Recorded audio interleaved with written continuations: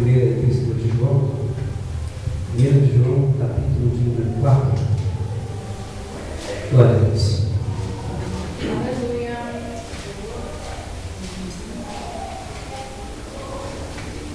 Irmãos, antes de eu estar lendo, gostaria da sua atenção um minutinho. Eu confesso que eu relutei bastante para poder não estar falando a respeito do que vou falar hoje aqui, mas por mais que eu tentasse, eu não tive outra opção. E eu quero apenas te dar um conselho nessa noite.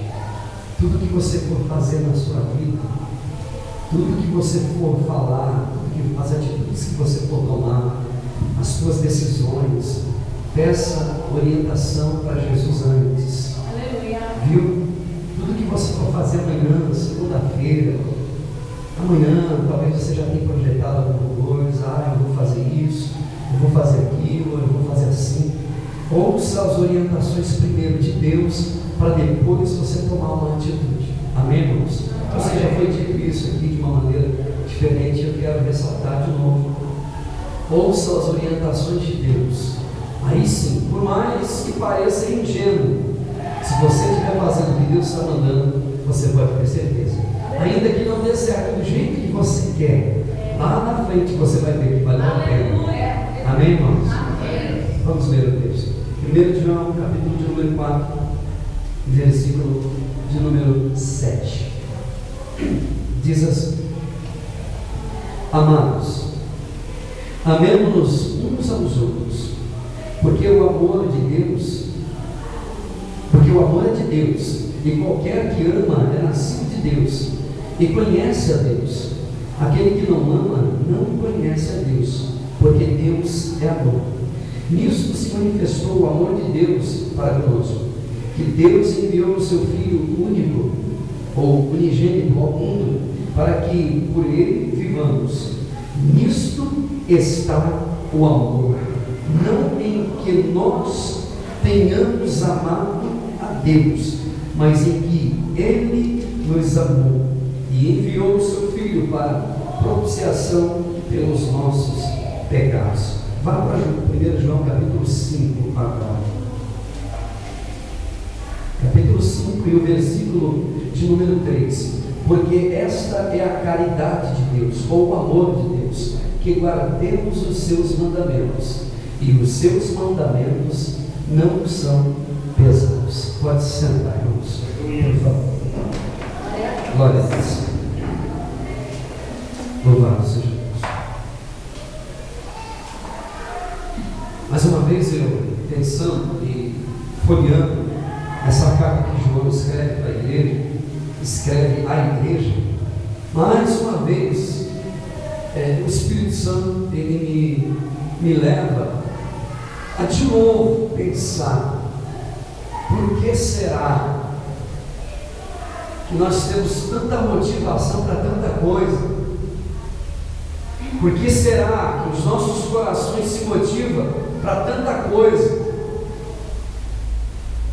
Por que será que antes nós tínhamos tanto ânimo e tanta vontade, tanta coragem para fazer as coisas? Por que será que antes, lá fora, no mundo, nós tínhamos tanta coragem e nada nos segurava para que a gente pudesse fazer nada? Nada nos impedia de estar indo e vindo e cumprindo aquilo que tanto nosso coração desejava.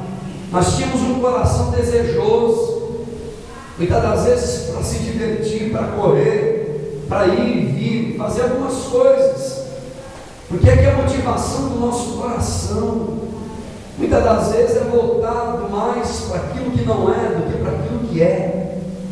Às vezes eu fico pensando, por quê? Que antes de servir a Deus, de estar na casa de Deus, de estar presente na casa de Deus, de entregar a nossa vida para Jesus, nós éramos tão motivados para ir nas festas, para comprar as coisas, gastar dinheiro, gastar o nosso tempo, a nossa vida, e nós não tínhamos dificuldade nenhuma para ir na casa do parente, do vizinho, para ir no churrasco, na feijoada, para ir no campo de futebol, para ir namorar, para ir para pescar, para viajar. A gente faz até um pacote durante o ano inteiro e vai pagando, todo mês um valor, pode ser 1.000, 2.000, 3.000, para a gente conhecer a cidade, o país, lá no exterior. Um dia desse eu recebi uma carta dizendo para mim estar pagando todo mês. Se ele soubesse, todo mês um valor para mim conhecer a Europa. Eu falei, aí seria legal. Interessante isso, que o nosso coração se motiva demais, e é capaz da gente dar com os pés pelas mãos e fazer dívidas gigantescas para viajar, para comprar carro novo, para comprar uma casa e mudar o apartamento, e comprar até o prédio inteiro, se for preciso. Aliás, não é nem necessário, mas a gente, para satisfazer o desejo do nosso coração, nós temos motivações das mais diversas. Porém, quando se fala das coisas de Deus, parece que o nosso coração às vezes murcha. Eu não estou falando do teu coração, estou falando do coração de tantas pessoas. Eu não estou falando só da gente, eu estou falando de milhões e milhões de pessoas que, para as coisas de Deus, o coração parece que não tem muita motivação. E aí é onde eu pergunto, e é uma pergunta antiga que os pais da igreja já fizeram: por que será que é tão pesado servir a Deus? Por que será que é tão difícil servir a Deus? Hoje de novo tem culto, meu Deus. Semana que vem, terça-feira, tem culto de novo. Jesus, tem 3 dias na semana, aí eu vou me programar. Eu não sei se eu venho, mas se fosse um restaurante, estou falando de mim, a gente, se fosse para a gente estar viajando, visitando os 4 cantos do mundo, porque alguém vai bancar a gente não pensaria sequer uma vez. Por que pesa quando a gente fala em estar servindo a Deus, em estar investindo naquilo que é de Deus? Por que será que quando se fala, quando é momento de oferta na igreja, é momento do terror? Pronto, agora não vem de novo. Por que será que dói no meu coração eu pensar em estar na igreja? É muito difícil, até tomar banho, até calçar sapato, quando perde o chinelo, deixa esse negócio de igreja para lá, semana que vem a gente vai. É muito difícil. Eu vejo gente se arrastando para ir na igreja. É uma dificuldade terrível para estar na igreja. É difícil. Ele se programou a semana inteira para poder estar aqui no domingo, e quando chega no domingo ele olha para o relógio, tem que tomar banho para ir para a igreja, né? Eu falo, meu Deus, já está dando a hora já de ir para a igreja, tem que ir? Tem. Por que será que é tão pesado servir a Deus? Eu vejo gente se arrastando com os pés. Eu ouvi as pessoas antigamente dizerem, inclusive os meus pais, gente da minha parentela dizia: é duro servir a Deus. Olha, eu vou te falar, é uma barra. Não é fácil servir a Deus, é pesado. Eu ficava vendo aqui, eu falava, então eu vou servir a Deus. Esse negócio de ir para a igreja é muito difícil. Eu vejo no coração o semblante, às vezes as pessoas vêm para a igreja, com o Bíblia de trás, paz Deus, irmão, paz Deus, e aí chega segunda-feira de novo, na terça, Deus, de novo para a igreja, aí tem ensaio, tem que limpar a cadeira da igreja, tem que pregar, e aí vai se arrastando o tempo inteiro. E a minha pergunta hoje aqui é exatamente essa: por que será que é tão pesado servir a Deus? Por quê? Por que é difícil servir a Deus? Por quê que eu sirvo a Deus me arrastando, carregando, parece um peso, um fardo nas minhas costas, entrando e saindo. Eu, tudo seria Deus. Eu acho que eu vou parar, eu acho que eu vou me entregar. Por que é difícil servir a Deus? Por que é pesado servir a Deus? Primeira coisa, primeiro motivo pelo qual penso eu que é tão difícil, é tão pesado servir a Deus. Primeiríssimo lugar, é porque nós cobramos de nós mesmos aquilo que nós mesmos não temos capacidade de fazer. Nós exigimos de nós mesmos aquilo que nós mesmos não temos condições para realizar. Nós estamos sempre insatisfeitos com a vida. Nós estamos sempre insatisfeitos com o carro que tem, com a roupa que tem, com o trabalho que tem, com o patrão que tem, com o marido que tem, com a esposa que tem, até com o filho que tem, com a mãe que tem. A gente nunca está satisfeito. E nós criamos expectativas a respeito de nós mesmos, de que esse ano eu vou me dar o máximo e vou fazer de tudo para que eu vire no ano que vem a minha vida não seja mais a mesma. E eu vou arrumar, eu vou trocar o carro, eu vou trocar a casa, eu vou fazer, eu vou corrigir. E o ano que vem, e essas expectativas, quando não atendidas por nós mesmos, ou por alguém que está ao nosso redor, gera uma frustração no nosso coração tão grande. É uma frustração, e aí nós nos tornamos muitas das vezes frios e calculistas, frios como a gente mesmo, e nós não damos a nós mesmos a oportunidade para poder viver em paz.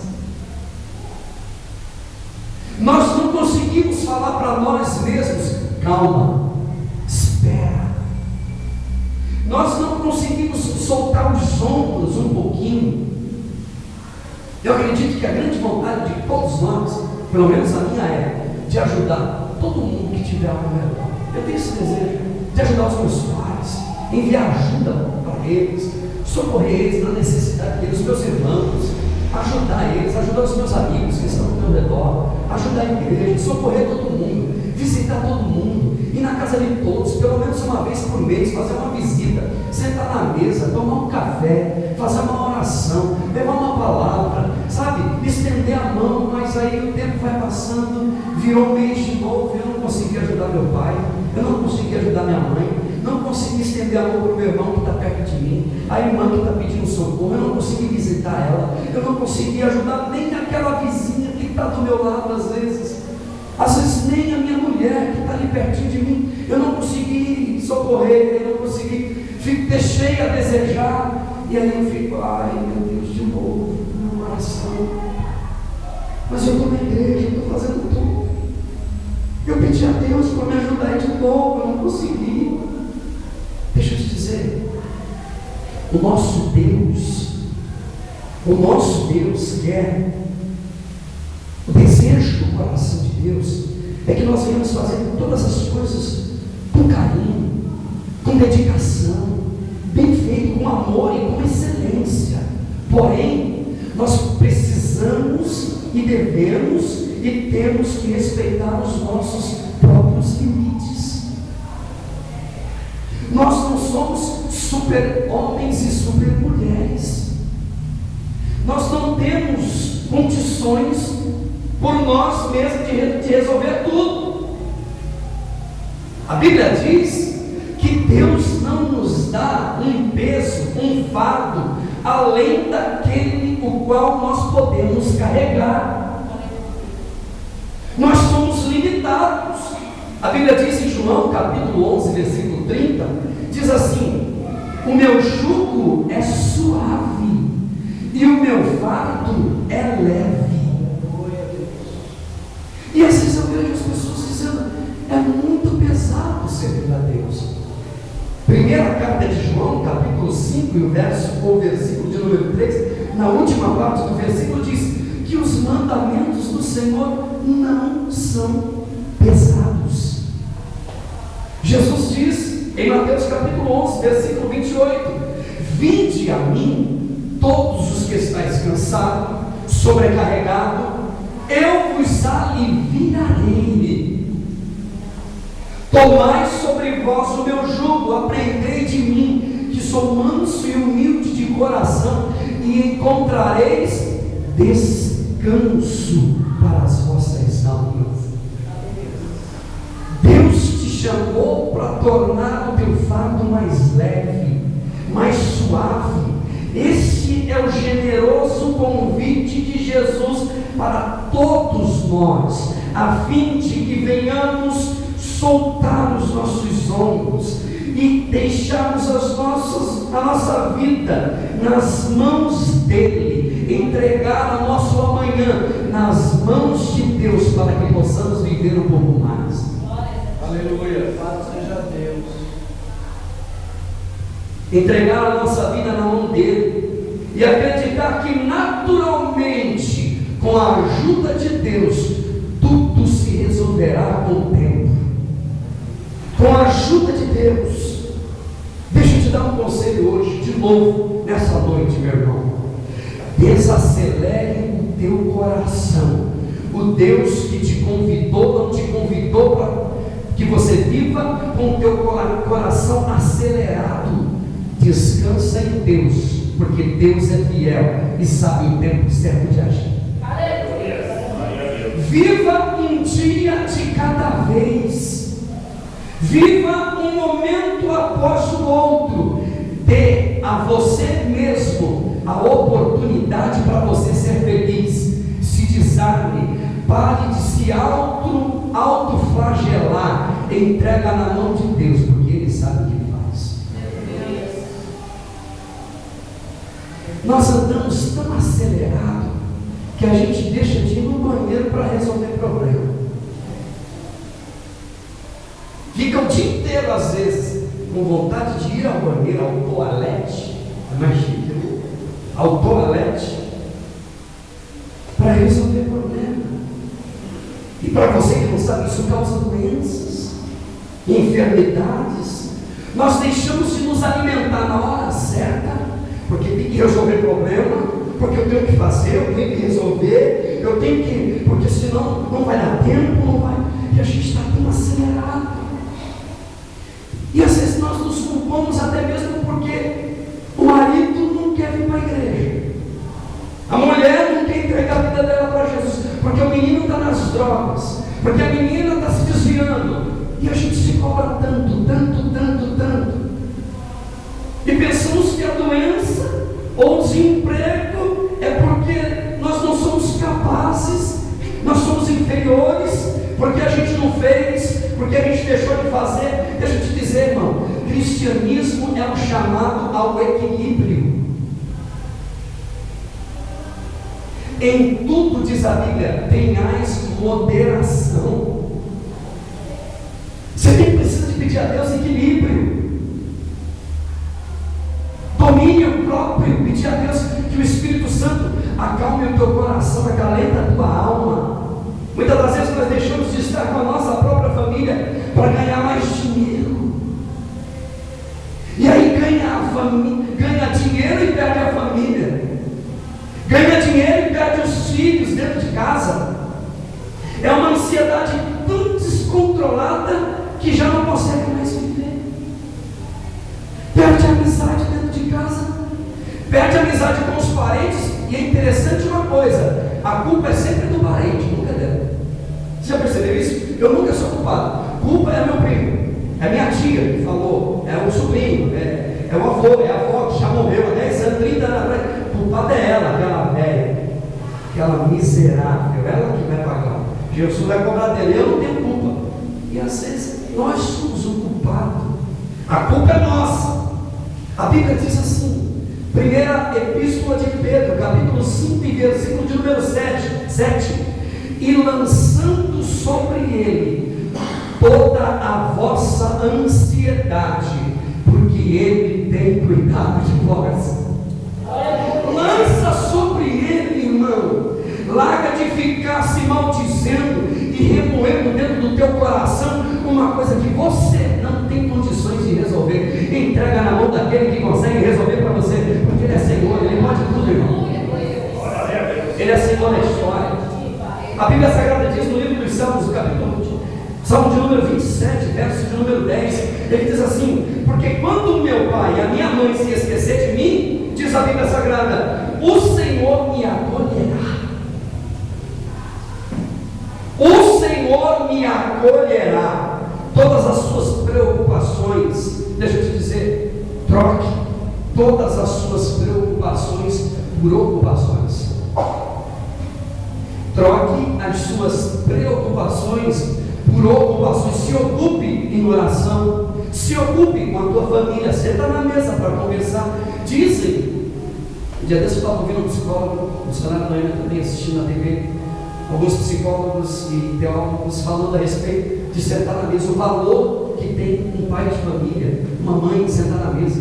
E dizem que na mesa não é lugar de ficar conversando. E ele diz: epa, pelo contrário, a mesa é um dos melhores lugares para você sentar com a tua família e conversar e bater um papo, porque naquela hora ele está comendo, ele está se alimentando, ele se desarma.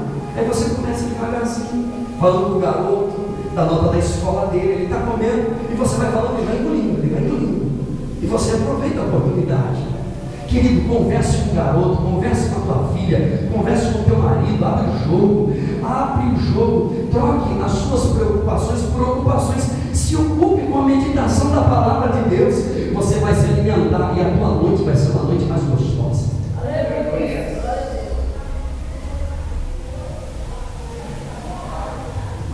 Em primeiro lugar, sabe por que servir a Deus é pesado? Porque nós cobramos demais de nós mesmos. Agora, eu não estou falando com gente que faz a obra de Deus relaxadamente. Aí, além de estar relaxado com as coisas de Deus, ele diz assim: então quer dizer que tá bom então. Então não preciso fazer. Não é nada disso. A Bíblia diz que ai daquele que fizer a obra de Deus relaxadamente, Deus vai cobrar. Eu estou falando com gente que já tem se aplicado, tem buscado a Deus, tem falado com Deus, tem orado, tem estado presente na casa de Deus, tem buscado ao Senhor em tempo e fora de tempo, tem feito de tudo dentro de casa, dentro da empresa, como família, como pai de família. Segundo lugar, você sabe por que servir a Deus é pesado? Porque nós exigimos de Deus aquilo que nem Deus mesmo está disposto a realizar para a gente.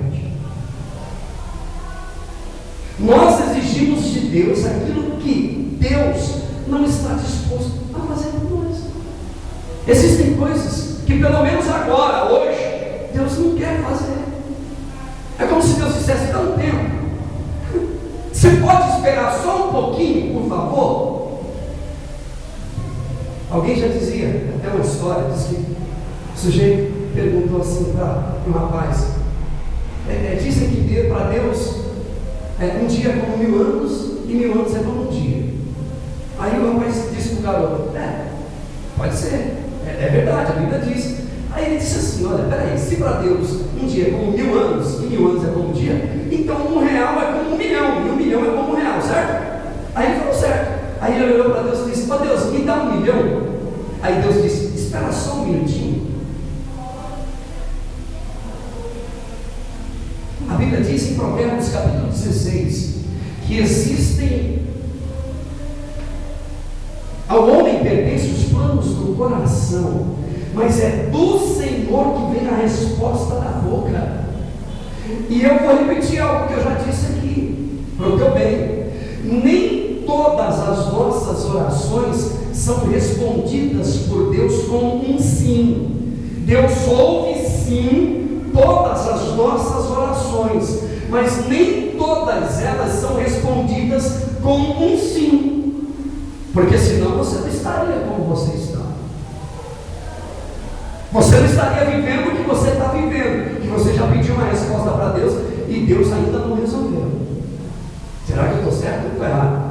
Você tem orado, você tem pedido para Deus e Deus tem, às vezes, muitas das vezes, alongado o tempo, e hoje você está vivendo o que está vivendo. Mas eu tenho uma palavra para o teu coração nessa noite. Descansa o teu coração em Deus. Passe o tempo que passar, a promessa que Deus fez para a tua vida se cumprirá no tempo e na hora certa, determinada por Deus. Eu me lembro que Jesus estava no Getsemane, orando, Mateus capítulo 26, e o versículo 40 em diante. Ele vai orar, ele diz: Pai, se for possível, ele não exige nada, ele não determina para Deus obter nada. Ele diz: se for possível, passa de mim esse cálice. Ele volta para conversar com os discípulos, estão dormindo, e ele volta para orar de novo e diz: se for possível, passa de mim esse cálice. Essa era a vontade dele. E na terceira oração ele diz assim: Pai, cumpra em mim a tua vontade, seja feita a tua e não a minha.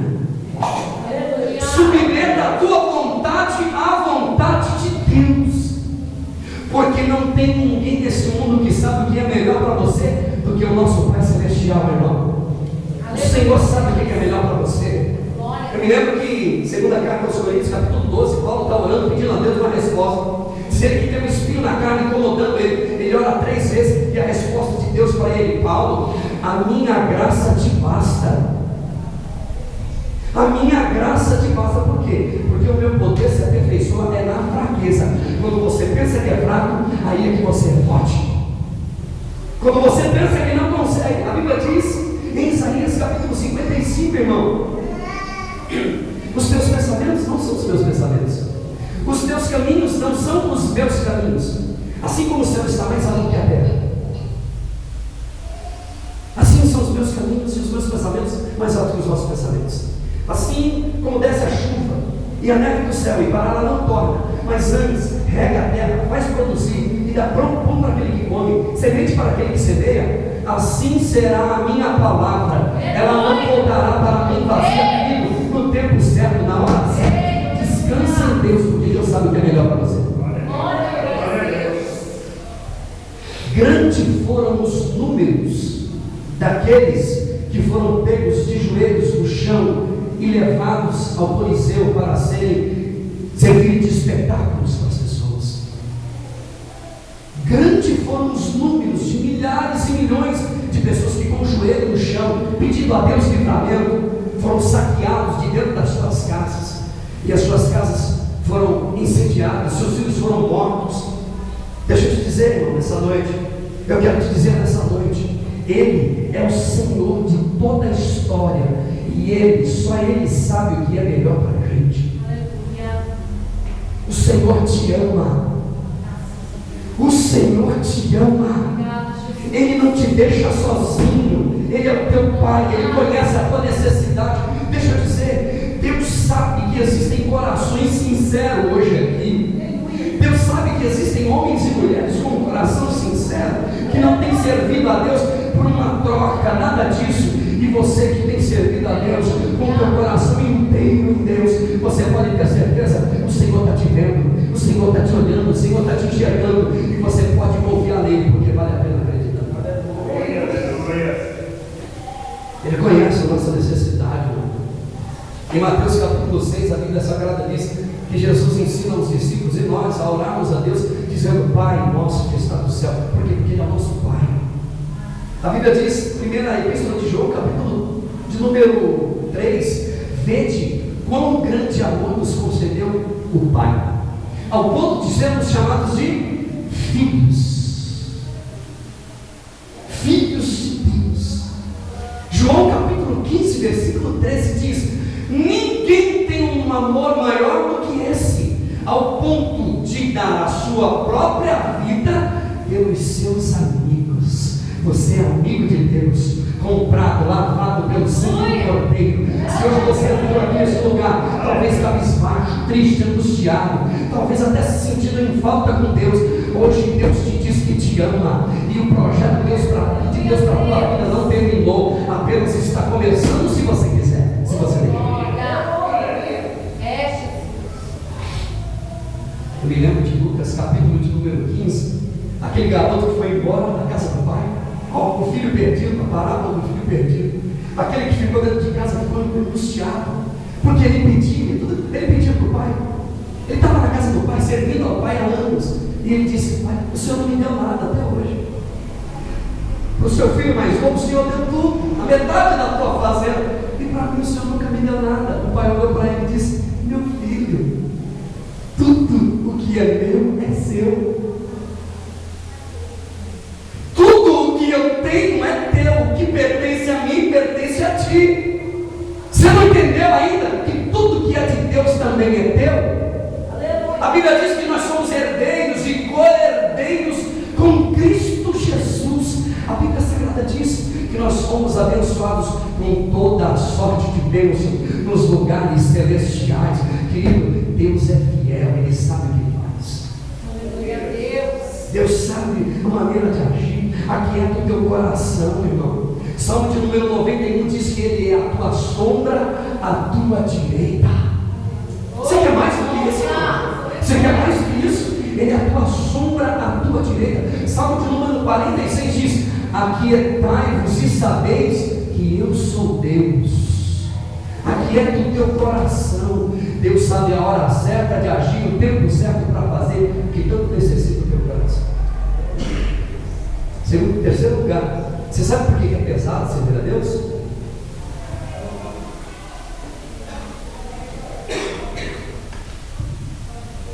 Você sabe por que é pesado servir a Deus? Porque no fundo, porque nós temos medo de Deus. A grande maioria das pessoas serve a Deus com um peso terrível nos costas, nos ombros, um fardo pesado. Sabe por quê? E ele não para de servir a Deus, sabe por quê? Porque no fundo ele tem medo de Deus. Ele tem medo de Deus mandar ele para o inferno. Nós pensamos que se nós não fizermos tudo certinho, se escorregarmos em uma vírgula só, Deus vai mandar a gente nos quintos dos infernos. E a gente fica com medo de Deus. E a gente vai para a igreja, fica com medo. E quando a gente fala alguma coisa errada, ou a gente às vezes até briga dentro de casa, a gente ai, e a gente morre de medo de Deus. Será que Deus vai me perdoar? Muito embora tem muita gente brincando com Deus, muito embora tem muita gente relaxada com Deus, muito embora tem muita gente agindo displicentemente com respeito às coisas de Deus, tem gente honesta e sincera na presença dele, e ele sabe. E não precisa de ter medo de Deus, porque Deus não é nenhum bicho. A Bíblia diz no texto que nós acabamos de ler, 1 João 4, versículo 8: Deus é amor, aquele que não ama não conhece a Deus, porque Deus é amor. E hoje eu estou aqui para dizer para você que Deus te ama. Deus te ama. Deus não se esqueceu de você. Ele te ama a despeito das suas fraquezas e das suas inquietações. Ele te ama como você é. Ele te ama da maneira que você é. Jesus te amou antes da fundação do mundo. Ele te ama do jeitinho que você é, com as fraquezas e com as falhas que você é. Isso não é desculpa para você continuar do jeito que você é, mas Ele continua te amando. E deixa eu te dizer, quem ama não assombra, quem ama não ameaça, quem ama não faz Já viu esses deuses que dizem assim: se você não fizer, a mão de Deus vai pesar sobre a tua vida.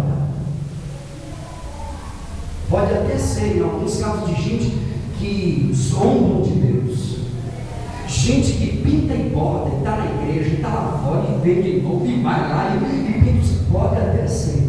Agora, com um coração contrito e quebrantado, com um coração verdadeiro diante da presença de Deus, Deus não precisa de assombrar, Deus não precisa de fazer não precisa de ameaçar ninguém. Deus apenas orienta, Deus te mostra o caminho, Deus te ensina por onde você deve andar. Provérbios 14 e 12 diz que existem caminhos que para o homem parece que é direito, mas o fim deles são caminhos de morte. Que o melhor caminho que nós devemos escolher é o caminho de Deus. Ele diz: eu sou o caminho, a verdade e a vida, e ninguém vem ao Pai a não ser por mim. Querido, a nossa oportunidade é hoje.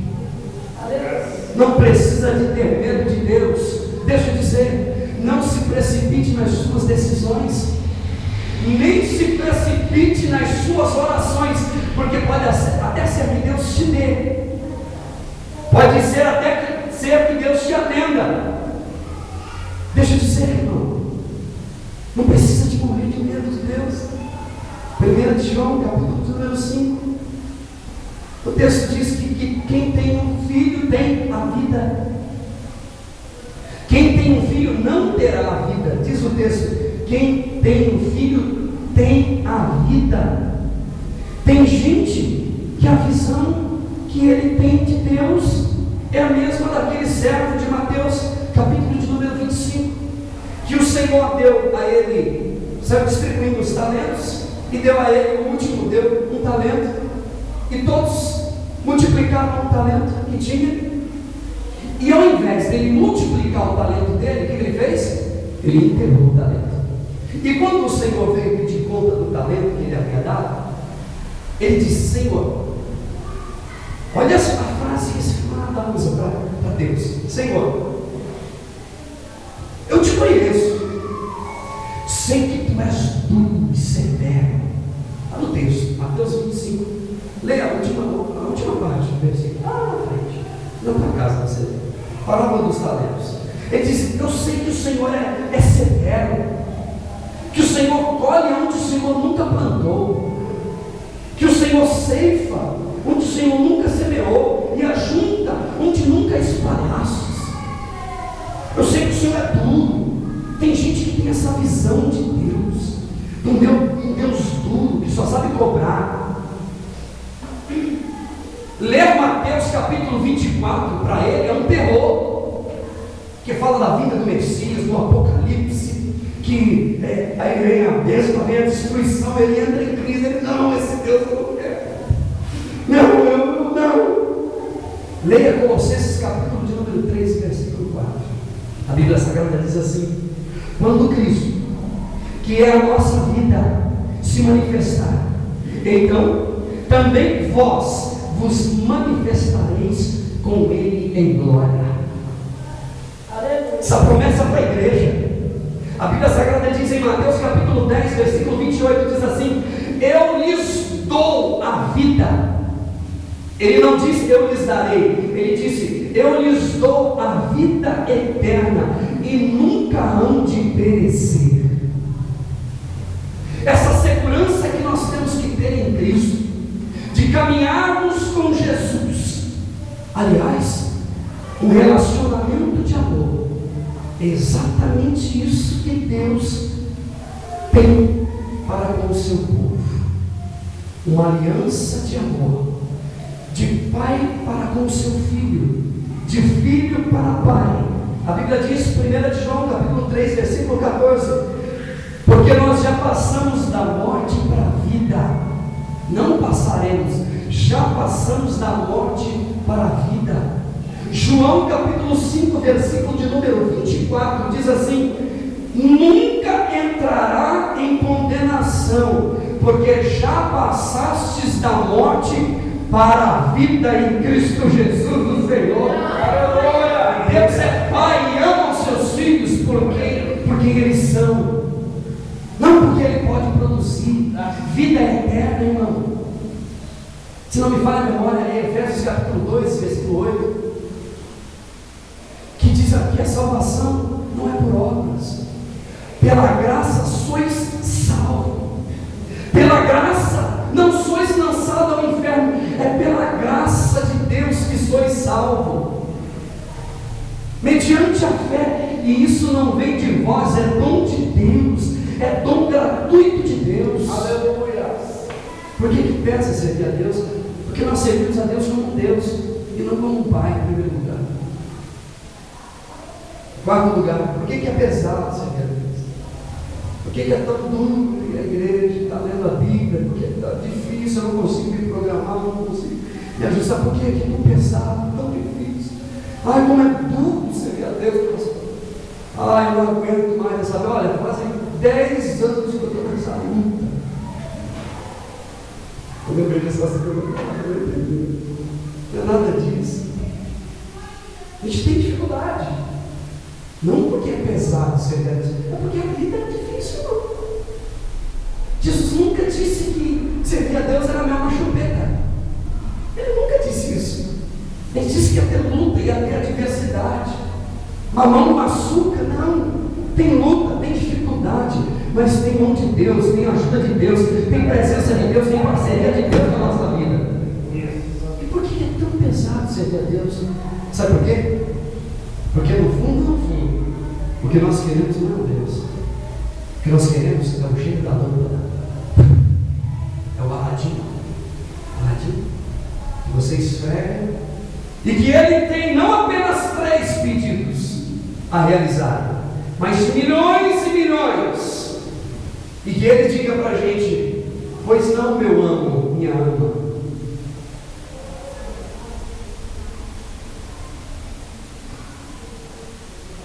Um Deus que atenda todas as nossas necessidades. Um Deus que multiplica pão, que multiplica peixe todo dia, toda hora. E eu posso cuidar das coisas. Se Ele faz isso todo dia, eu não preciso mais de orar. Eu não preciso mais me dedicar para a minha família. Eu não preciso de levantar cedo e ir à luta. Eu não preciso mais de sujar as minhas unhas para poder estar cuidando da terra, arando ela, investindo todo dia. Nós não estamos satisfeitos com um Deus amigo, um Deus parceiro, um Deus presente. Nós queremos um Deus que todo dia abre uma vermelha. E não é todo dia que acontece isso. Não é todo dia que cai comida do céu. Foi só uma vez na história, irmão.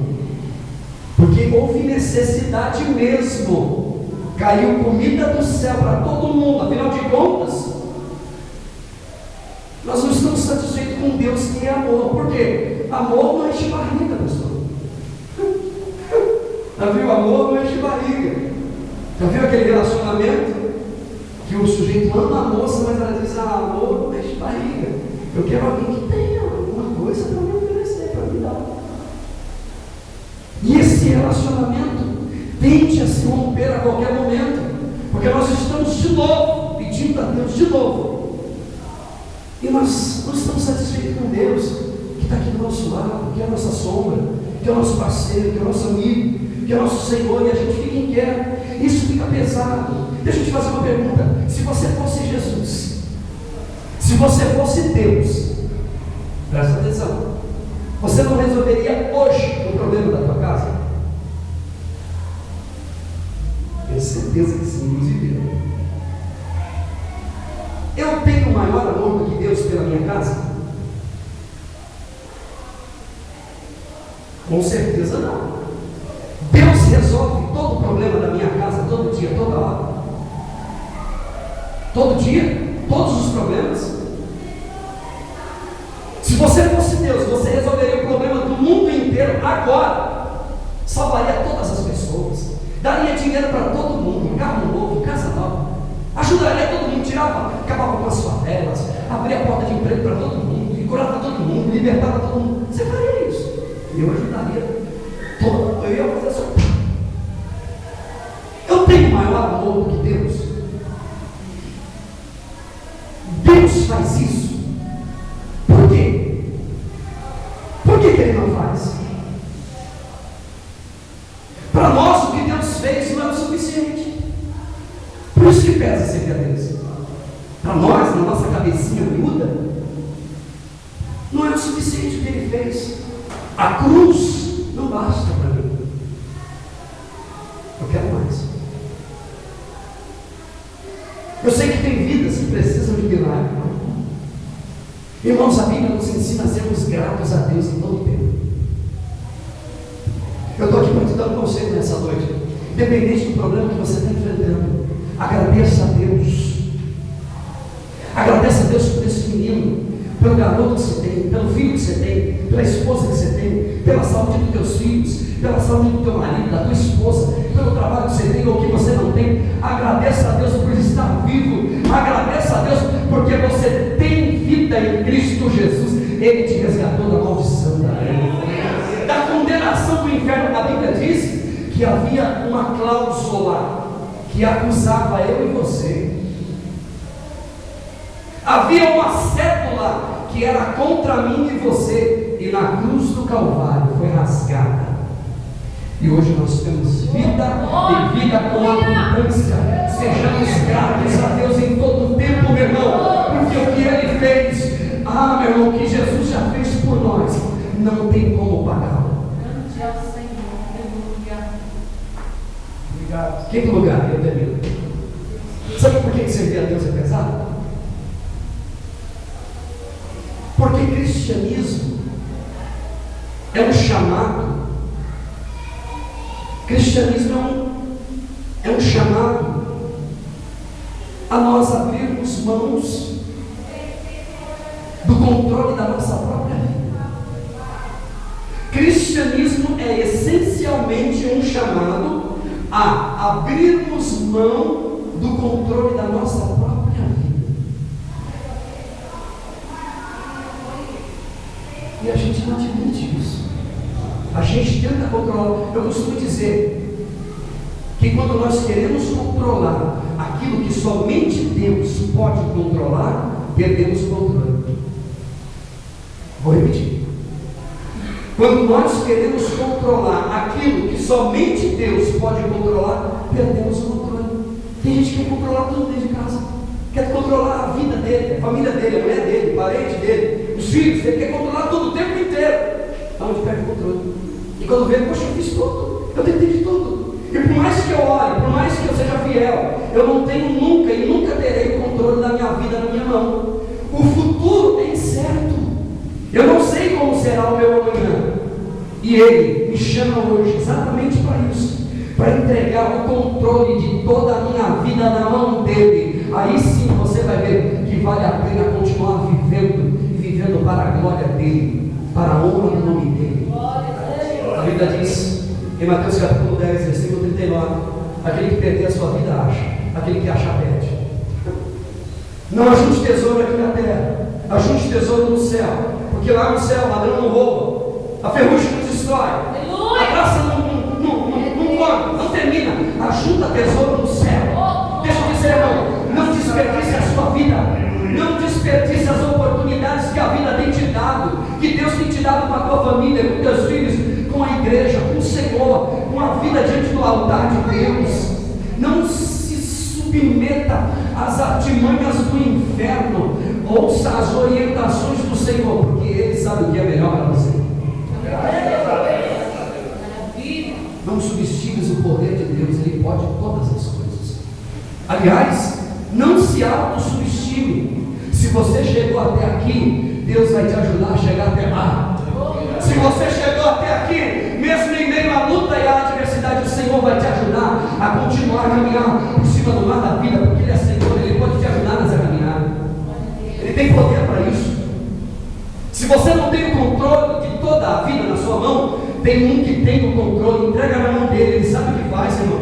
A Bíblia diz, no Evangelho de Mateus, passarão os céus e a terra, mas a minha palavra não vai passar.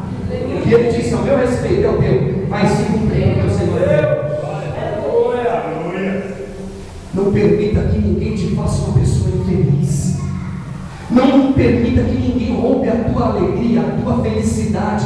Você pode ser feliz, é só você saber trabalhar a vida.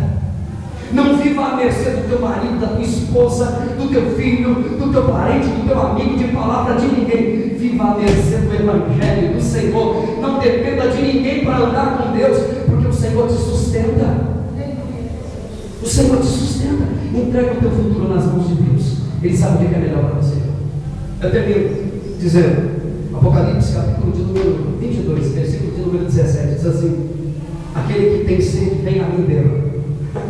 Aquele que tem sede, vem a mim e beba, e tome de graça da água da vida. Deus tem vida eterna para todos nós. Que Deus nos abençoe. Guarda essa palavra no teu coração. Aquele que tem sede, venha a mim e beba, e tome de graça da água da vida. O que Deus tem para você é melhor. Lança a tua ansiedade, choca diante dele e diga: Deus, a partir de hoje não mais vivo eu, mas Cristo vive em mim. Jesus abençoe. Dê uma salva de palmas para Jesus. Glória a Deus.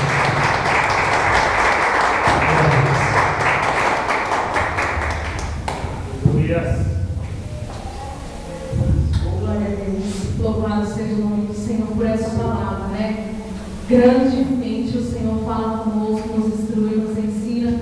Obrigado. E muitas das vezes a gente acha que nós não estamos agradando ao Senhor, ou nós estamos preocupados com todas as coisas e achamos que estamos distantes. Não, eu estou de uma forma que eu não posso me achegar ao Senhor. E quando nós entramos por essas portas, recebemos essa palavra, Jesus te ama, Ele é amor, a gente sai daqui de alma lavada. Que bom, né? Bom é ouvir a palavra do Senhor, receber essa palavra como alimento para as nossas vidas. Se coloque de pé, em nome do Senhor Jesus. Vou estar fazendo uma oração, só para lembrar os irmãos, terça tem culto às 19h30 e quinta-feira não haverá culto, porque na sexta-feira começa a festividade aqui na igreja, em comemoração ao 3º ano do aniversário. Então, sexta, sábado e domingo haverá culto aqui. Você é convidado, chame o seu amigo, chame o seu vizinho, quem você quiser. Traga mais gente que vai ser bem-vindo em nome do Senhor. No sábado o culto é às 19h e no domingo às 18h. Amém? Senhor, meu Deus e meu Pai, eu quero, Senhor, te render graças por essas palavras. Obrigado, Senhor, porque nós, meu Deus, muitas das vezes achamos que nós não somos merecedores. E tu vem, Senhor, e nos alerta e afirma que tu nos ama, que tu és aquele que está sempre presente.